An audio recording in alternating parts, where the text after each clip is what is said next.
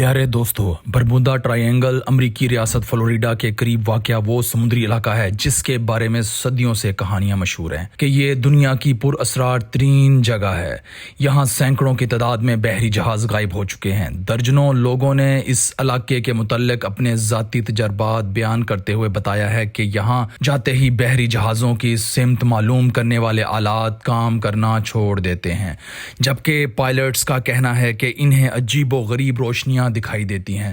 یہ سمجھنا ناممکن ہو جاتا ہے کہ سمندر کہاں ہے اور آسمان کدھر۔ ایک ایسا واقعہ جس کے بارے میں بہت کم لوگ جانتے ہیں۔ یہ سن کر ریڑھ کی ہڈی میں سرد لہر دوڑ جاتی ہے۔ دوستو، یہ 4 دسمبر 1970 کی ایک روشن صبح تھی جب بروس گرینم ایک پائلٹ نے وہاں کے جزیرے اینڈروس سے اڑان بھری۔ اس کے چھوٹے جہاز میں صرف 2 مسافر سوار تھے اور ان کی منزل فلوریڈا کا شہر میامی تھی۔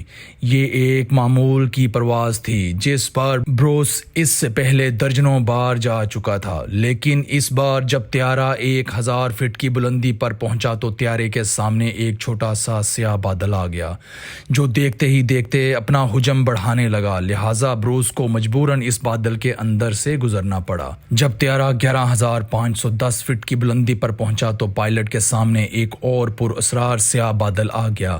یہ بادل پچھلے بادل سے بھی بڑا تھا اور طیارے کو اس کے اندر سے گزارنے کے علاوہ کوئی اور راستہ نہیں تھا۔ بروس نے طیارے کو بادل کے اندر داخل کر دیا، مگر یہ بادل طوفانی نہیں تھا۔ تھوڑی دیر بعد اچانک بادل کے اندر سے سفید روشنی کے جھماکے ہونے لگے اور پائلٹ نے جان لیا کہ یہ روشنی آسمانی بجلی نہیں ہے بلکہ کچھ اور تھی۔ اس بادل کے اندر طیارے کا سفر آدھا گھنٹہ جاری رہا، پھر اچانک بروس کو محسوس ہوا کہ یہ وہی بادل تھا جو 1000 فٹ کی بلندی پر اس سے ٹکرایا تھا۔ یہ بادل اب ایک سرنگ کی شکل اختیار کر چکا تھا اور یوں لگتا تھا کہ یہ کبھی ختم نہیں ہوگا، مگر اچانک پائلٹ کو سامنے روشنی کی ہلکی سی کرن دکھائی دی، جس کا مطلب تھا کہ بادل کی سرنگ ختم ہو رہی ہے۔ پائلٹ کے جسم میں نئی جان دوڑ گئی، لیکن جیسے جیسے روشنی قریب آنے لگی اچانک طیارے کے آلات ایک کے بعد ایک خرابی کا سگنل دینے لگے۔ پائلٹ نے طیارے پر سے اپنا کنٹرول کھو دیا، مگر حیران کن طور پر طیارہ تب بھی اڑتا رہا۔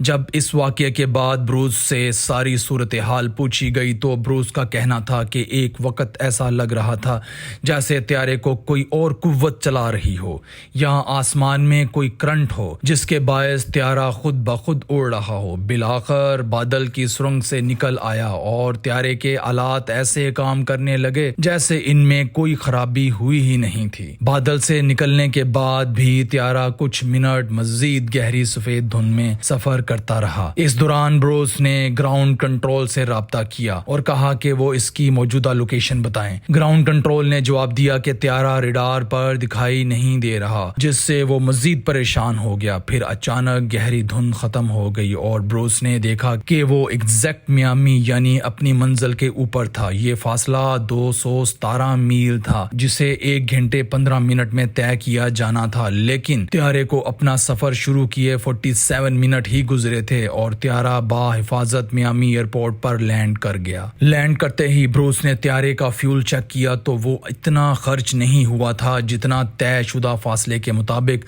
اسے خرچ ہونا چاہیے۔ بروس نے سفر سے متعلق تمام دستیاب معلومات چیک کی۔ اس پر انکشاف ہوا کہ اس کا طیارہ سفر کے نصف وقت میں ہی منزل پر پہنچ گیا ہے۔ اس نے فوری طور پر ایویشن ماہرین سے رابطہ کیا اور انہیں خود پر گزرنے والی صورتحال بتائی، لیکن کوئی بھی اس کا تسلی بخش جواب نہ دے سکا۔ آخرکار بروس نے خود ہی اس بارے میں معلومات جمع کی اور ایک نتیجہ نکالا کہ وہ اس وقت برمودا ٹرائینگل کے بالکل اوپر تھا۔ بادل کے اندر روشنی کے سفید جھماکے دراصل الیکٹرک فوگ تھی۔ کچھ افراد نے ایک ممکنہ خیال بھی پیش کیا، بروس ڈارک انرجی کی وجہ سے وقت کے جلدی طے کرنے میں کامیاب ہوا ہے۔ یہ توانائی بلیک ہول کی طرح وقت اور مقام میں خلل پیدا کر سکتی ہے اور اسی کی وجہ سے بادل کی ایک سرنگ پیدا ہوئی اور بروس اتفاق سے اس سرنگ میں جا نکلا اور خوش قسمتی سے زندہ سلامت نکلنے میں کامیاب ہو گیا۔ ناظرین،